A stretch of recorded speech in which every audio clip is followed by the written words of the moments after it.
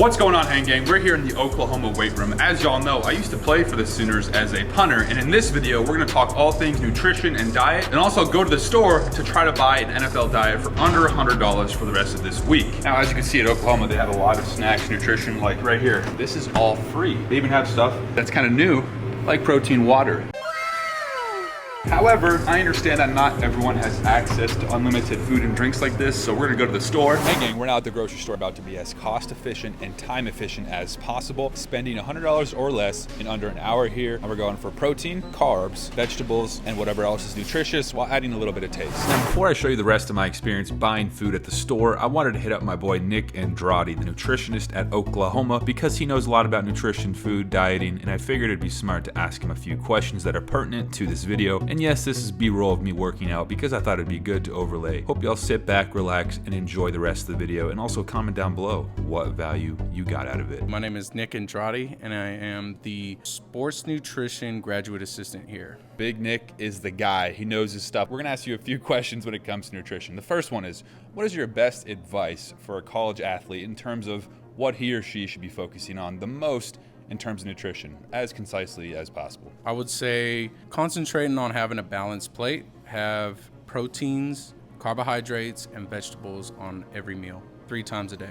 Pretty straightforward. I think we know this for the most part, but so often it could be forgotten or lost in the process. Second question for Nick. What are the cheapest alternatives for an elite diet? Because sometimes there's a misconception that unless you have a Whole Foods pass and a Costco pass and you're buying all these expensive foods, you can't really eat healthy. Is that true, or can you buy healthy foods while also being cost effective? I will say fresh foods is usually the best, but frozen foods is a really good option. It eliminates waste. It helps college students in particular. They can put the food in the freezer and keep it for later. I would say that's a great alternative. So even like frozen vegetables and fruit even? Frozen vegetables, frozen fruit, frozen chicken breasts, all of those things. Making sure that they're like bland, right? Not with a bunch of added sodium and things like that. But for the most part, you can find all that stuff pretty just plain. Third question for you here, Nick. How much water should a athlete be getting in a day? Like realistically, I've heard people say, drink 10 gallons or some unrealistic number, but what is actually like a good amount to stay healthy? So the easiest rule is half your weight in ounces. So for instance, if you weigh 200 pounds, you're gonna drink 100 ounces. And this is the exact minimum. This doesn't count like if you were to train and all the Gatorade and water that you drink during training, that doesn't count. 100 ounces has to be outside of training. I never heard that before. That's a pretty good piece of advice. Okay, we're starting with fruits and veggies. Let's get some good, nutritious fruits and veggies. Oranges, good vitamin C and also tasty. Now, Nick said that frozen is good, but right now this spinach is only $1.98, so we're gonna get the fresh spinach, nutritious. I'm gonna eat it and maybe put it in smoothies as well. But I'll get some frozen spinach for the smoothies. For the spinach, yes, I will eat a handful of spinach with every meal. I don't even need dressing. I'll just eat it and get it down the gullet for every meal. Carrots are good for eyesight and also overall body health. Also a pretty cheap option here. Colors, we want colors, we want colors. Now, if I get ground beef, we can make stuffed bell peppers. This is a classic dish that I know how to make, and also with the help of my fiance. And that's also another color. As you guys can see, it's red. Right now we have green and orange, so we're gonna add the bell peppers on the list. It's cheaper to buy it individually as opposed to a package of them. Any suggestions, fiance, for more fruits and veggies? Carb choices, do you have potatoes or rice? Potatoes, rice, and Or bananas for the pasta? simple carbs, the bananas? Say with dinner. Yeah, Or okay, dinner. okay. Pasta will be cheaper. We're headed over there very soon. So right now we're just knocking out the fruits and veggies. Now, bananas are a good source of potassium that you can throw in a smoothie and also eat with breakfast every single day. Helps with cramps as well, keeping your muscles hydrated and nutriated. Now, deli meat is not the most cost effective, but we were doing the math before this, and right now I'm at almost 15 bucks. I can afford to spare some deli meat as a late night snack. This is a good protein alternative to other things that are more, a late night snack like cookies or something would not be good. We're gonna go with the family pack. This is a great deal, $2.22 for sliced Colby Jack. This is to go with the deli meat, and even by itself, again, a lot of protein in here. Now for the stuffed bell peppers, Parmesan cheese on top, another source of protein and also good tasting. The tap water here in Oklahoma, at least in my place, is not good, so I need to buy this case. This is the best value. And also, yes, of course, I can fill these up at any time I see a water fountain or something like that. That would be more cost effective, but also for convenience as an athlete, if I'm heading out the door, I need to mix my pre-workout and I don't want to get my container dirty, this is a pretty decent deal.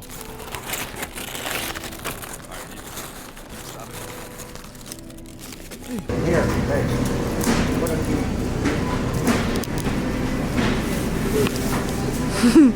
Okay. Now, a great source of protein and calcium is milk. I prefer to get the whole milk, not the skim milk or stuff like that.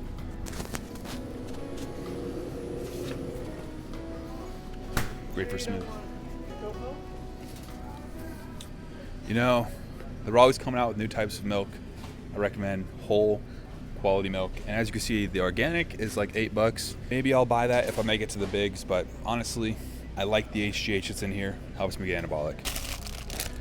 Egg noodles, these are super cheap and high in protein and carbs.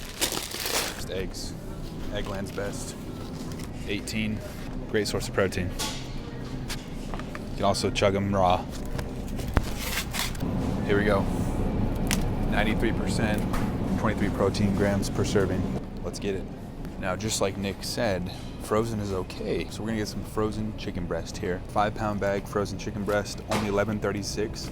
This is the best protein to dollar ratio that we've found so far. Highly recommend. Now here's sort of the cheat meal, so to speak. I love chicken nuggets, and guess what? Dino nuggets are obviously the best flavor.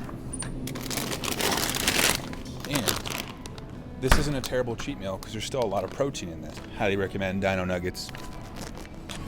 Okay, we're getting close to the end of our shopping experience here. We're close to $100. Let's go check it out at the cash register. One more pro tip, tuna is a great source of protein, but you gotta be careful because of the mercury levels, but we'll factor it in for a good source of cheap protein. 4-pack, only $3.32. Yes, sir.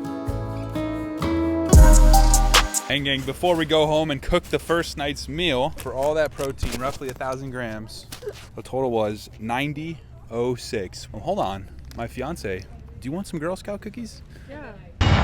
There's some Girl Scout cookies. I don't know if that's the most effective, but this will go on a different budget for fiance cookies.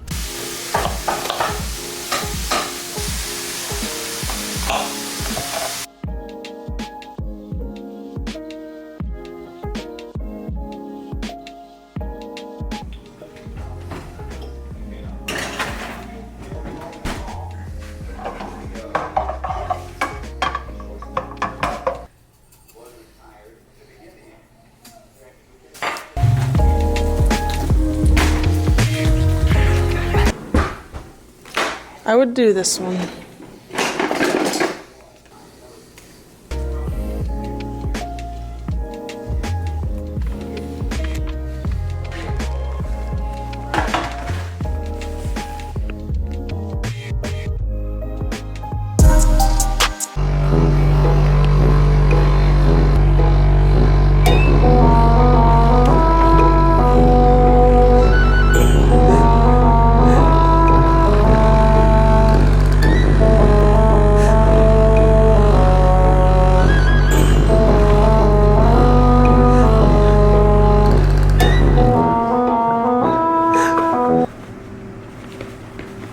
Nutrition is important, and like I just told you guys, not everyone has access to all these, so don't worry, we're gonna go through what you guys can do at home to be better nutriated for your lifts. Ooh, doggy, that's good. I think you made up nutriated. Hey gang, we're in this elite recovery room. Now don't fret, if you're at home and you don't have access to stuff like this, if you've been following my channel, you'll know that I like to do stretch routines. So before I demonstrate some of this stuff, I'm gonna give you at home 7 of the best stretches to do in under 30 seconds. Ready? Here we go. First one, lying quad pull. Pull it back as far as you can, make sure you feel the stretch and lean into it like that.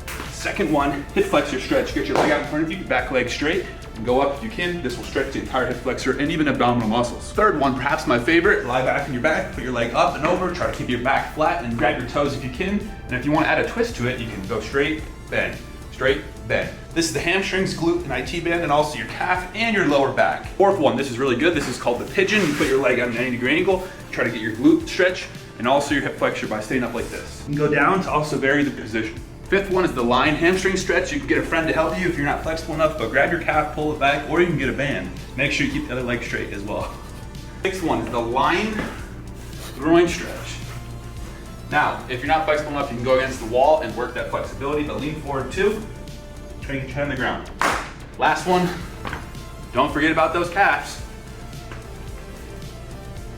Now, if you happen to have access to a Cocoon, this is a deluxe fitness pod. This has infrared lights that helps your body actually rejuvenate, recover cell growth, promote cell growth.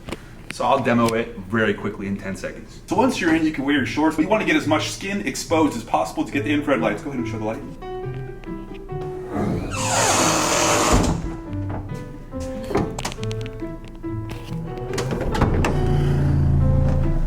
This is good for recovery. Next, we have the state-of-the-art waterbed.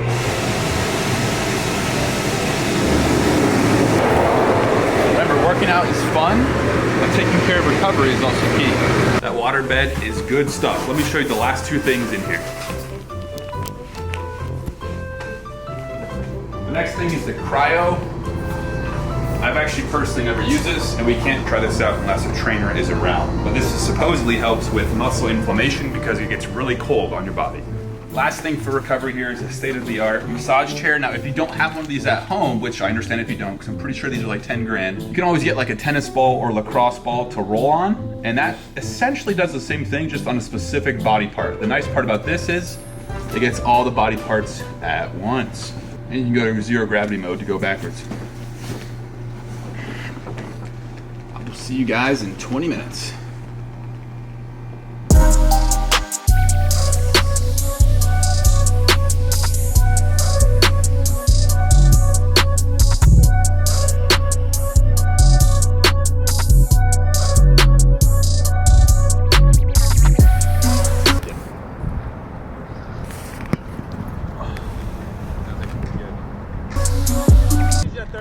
Take short steps.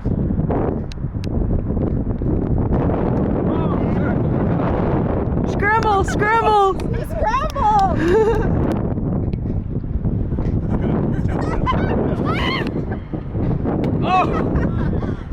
All right, Hang Gang, we're here with Oklahoma starting quarterback, Dylan Gabriel. You might have recognized him from previous videos. What's your best tip or piece of advice for a college athlete, or even not an athlete, or an aspiring athlete, about nutrition? That's a pretty loaded question. But I would say a lot of people, I myself was an overindulger.